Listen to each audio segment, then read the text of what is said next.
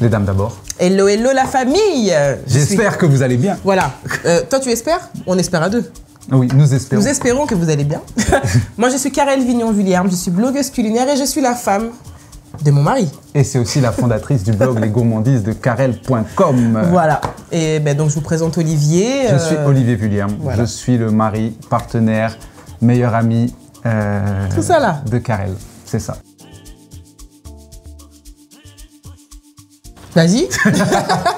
Non, le déclic pour vivre de notre passion, ça a été les chiffres. Hein. C'est tout. Nous, on est dans les données, dans les datas. Non, en fait, le déclic, ça a été de voir que d'une passion, on a commencé à générer en fait des chiffres, on a commencé à générer du revenu. Et on s'est dit que... Générer des fonds, c'est ça. Ouais, c'est ça. Et qu'on était sur un continent où en fait le blogging n'avait pas encore vraiment explosé et où les perspectives, en tout cas du digital, laissaient voir en tout cas beaucoup de possibilités. Donc on s'est dit, on va croire à notre rêve et on va se donner à 100%.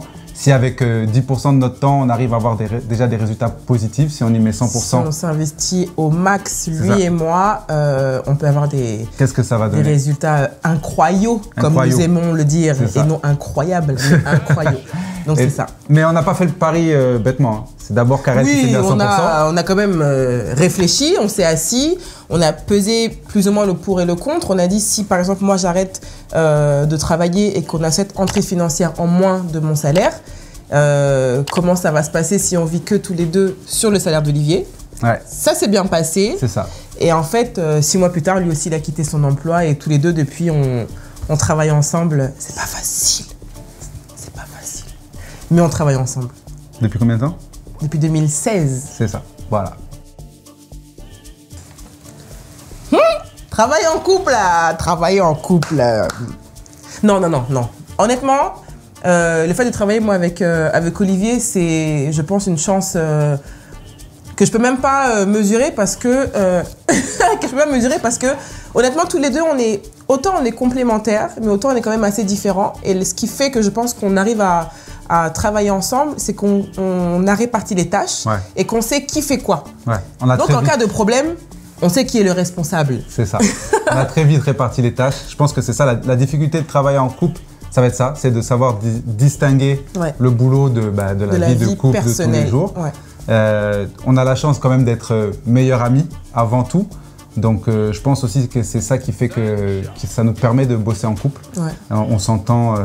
Non, on s'entend bien, on rigole sur tout. J'allais dire sur plein de choses, mais en fait, sur tout. Mais effectivement, on a très vite su faire la différence entre le pro et le perso. Ouais. Même si parfois, quand c'est l'heure d'aller se coucher, on va continuer à parler de travail. Mais on arrive quand même à faire la part des choses. Et je pense que si on ne travaillait pas ensemble, si lui, il avait autre chose ou que moi, je travaillais sur autre chose, on n'aurait pas les mêmes résultats. Et je pense que cette symbiose qu'on a aujourd'hui fait que nous en sommes là où nous sommes aujourd'hui, même si on n'est pas encore arrivé. Tu as dit symbiose. Pas, ma chère. J'ai été à l'école. Non, mais c'est ça. Je pense que on a une chance. Pour nous, c'est une chance parce que ça nous permet de passer toutes nos journées ensemble. On adore passer du temps ensemble. Je pense qu'aussi, on a la même folie de croire aux mêmes rêves. On a la même folie de croire aux mêmes rêves. Je pense que si un des deux ne croyait pas au projet autant que l'autre, ça n'avancerait pas pareil. Donc, je pense qu'on a la même vision, on a le même objectif, on a la même folie. Donc, et on est, comme je dis, on est meilleurs amis. Donc, pour nous, c'est une richesse de travailler ensemble. Et en plus, ça nous permet de travailler de la maison et de voir notre bébé tous les jours. Donc, pour nous, ça n'a pas de prix. Alors, honnêtement, s'installer au Sénégal, au début, ce n'était pas une évidence. Pas du tout. Tous les deux, on s'est rencontrés quand on était au Canada. On a fait nos études et à la fin de nos études, on a décidé de vivre ce rêve africain, pour pas dire cette aventure africaine. On voulait vivre notre rêve africain. On hésitait entre 4 pays, le Congo-Brazzaville, le Bénin, la Côte d'Ivoire et le Sénégal. Et en fait, après mûre réflexion, les parents d'Olivier étaient au Sénégal. Donc on s'est dit que en cas de problème, c'est mieux d'avoir quand même de la famille à côté, même si j'avais ma famille au Bénin, mais le Sénégal, c'était vraiment le pays dans lequel on se retrouvait. Et il me semble qu'en plus, moi, j'avais une opportunité d'emploi. Donc, j'étais venue. Finalement, je n'ai pas été prise parce que Ils ont dit que j'allais demander trop d'argent. Trop cher. Ils ont vu la go, elle venait du Canada. Ils ont dit, non, elle va demander un gros salaire. On n'avait même pas parlé d'argent, ni de salaire, ni rien. Mais ils ont estimé que j'allais coûter trop cher. Donc finalement, j'ai pas eu ce poste-là, mais j'ai travaillé pour autre chose. Mais je t'avoue que quand on est arrivé au Sénégal, c'était vraiment pas... en fait, on est arrivé au Sénégal plus par sécurité familiale. Que par c'est dans ce pays qu'on veut aller. Exactement. On avait envie d'y aller, mais le fait que mes parents y soient a été pour nous l'élément déclencheur qui nous a permis d'aller au Sénégal parce qu'on est parti sur un pari, on n'avait pas de boulot, on avait de toutes petites économies et c'était vraiment, on s'est dit, bah tiens, on part au moins un an. Et en fait, on s'était dit ça, on s'est dit, on va faire une année, l'expérience d'une année et on voit ce que ça donne. Et si ça marche pas, on rentrera en France ou on retournera au Canada.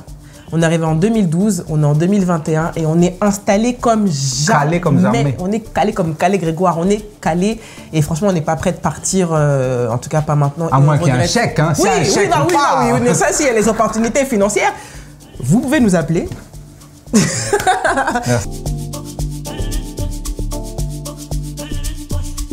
Alors déjà, je vais corriger une chose. Il adore dire ça. On déteste ce mot influenceur.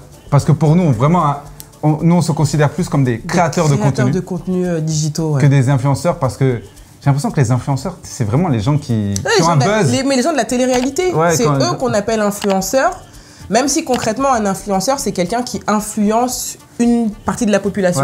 Mais tout le monde est influenceur. Nous, c'est notre contenu qui nous a permis d'avoir des gens qui nous suivent. Donc, on préfère créateurs de contenu. Ouais, on est plus des créateurs de contenu. Mais sinon, oui, comment on allie tout ça? Parents et entrepreneurs. Et tout ça, ben, comment on fait? Nous, on vit au jour le jour. On est dans un freestyle total parce que c'est pas comme si on avait planifié déjà même nous notre aventure personnelle de couple dans ce business-là. On a eu notre princesse qui est arrivée, qui fait qu'elle aussi maintenant elle est intégrée. On apprend avec elle. En fait, c'est ça. On apprend déjà à être parent avec elle. On apprend à travailler, à être entrepreneur avec elle. Et même grâce à elle, on a du business. Ah oui, grâce à elle, on commence à avoir du business. Mais attention, ma fille coûte très cher. Mais comment on fait pour allier bon, après, c'est quand même de l'organisation. On est très rigoureux dans ce qu'on fait. Et, on essaye vraiment d'être le plus pro, mais je t'avoue quand même, il y a beaucoup de freestyle. Bah, c'est ça, comme je dis, on est arrivé dans cette aventure par hasard. Donc, il faut dire que tout ce qui arrive, qui en découle, est un petit peu pour nous… découverte de ouf. Découverte. Bon, il y a aussi il y a quand même du boulot, hein, c'est pas que du hasard. Il y a de la recherche et des investigations. C'est ça, mais on essaie ça. On essaie de bien répartir notre temps. Par exemple, ne serait-ce que nous, notre fille, pour nous permettre de travailler, elle est quand même très organisée dans son temps de vie. Donc dans ses siestes, ses heures de coucher et tout. Et donc voilà, on essaie de s'organiser.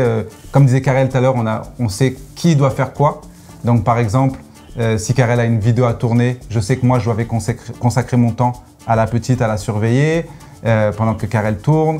Si par exemple moi je dois faire du montage, Karel sait… à des mails et le montage c'est ça. Moi ce sera à moi de m'occuper de la petite et la gérer. Et franchement elle est simple. Hein. Ouais, elle est simple. Elle a son biberon d'eau. La vérité, elle a son biberon d'eau, c'est ça. Elle est calme. Et dans son parc, elle joue dans son petit appart. C'est ça.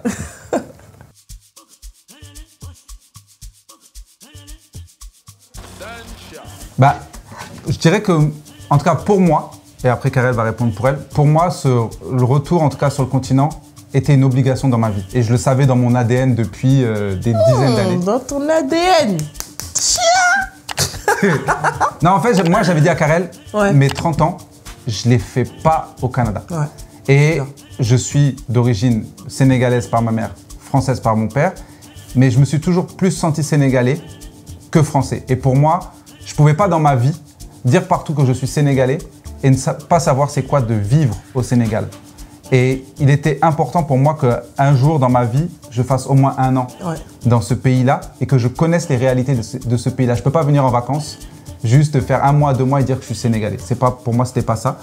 Et donc, pour moi, c'était super important d'un point de vue humain, personnel, de le faire.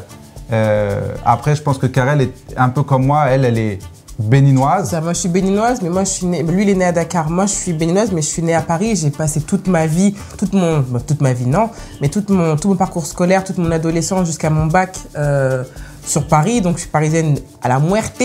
Et après, donc, j'ai été étudiée au Canada et ça reste quand même des pays occidentaux. Et je rentrais au Bénin uniquement pour les vacances. Même si j'y allais beaucoup, j'y allais quasiment toutes les vacances, l'été, décembre, Halloween, enfin tout ça, les vacances d'hiver, je faisais... Halloween! J'ai dit Halloween, mais c'est... Ouais, c'est vrai que c'est le Bénin, il y a le vaudou. Il y a une fête spéciale Halloween là-bas. Les Béninois qui regardaient la vidéo, venez attaquer l'enfant là. Ils peuvent pas. Moi, Porto Novo me protège. Ouidah me protège. J'ai épousé leur fille. C'est fort. En tout cas, ce qui est sûr, c'est que venir en vacances, c'est absolument pas la même chose que de vivre dans le pays. Et nous, c'était vraiment ce qu'on voulait. On s'était dit, en tant qu'Africains que nous sommes, on peut pas clamer dehors, parler qu'on est Africain, si en fait on ne connaît pas la réalité.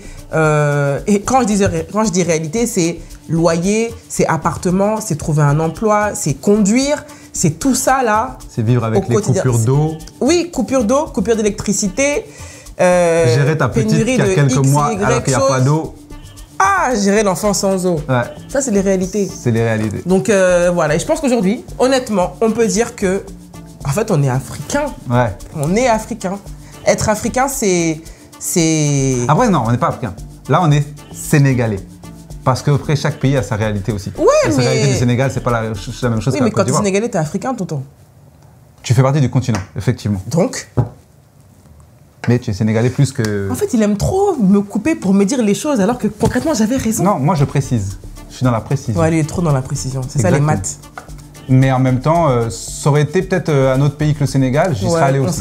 On serait parti. C'était pas fort. Après, c'est vrai que moi, c'était la tâche par rapport à ma mère. Mais on m'aurait dit, bah, demain, tu pars en Côte d'Ivoire. On aurait pris les valises, on serait parti pareil. C'est ça, il fallait qu'on soit sur le continent. C'était viscéral. T'as vu?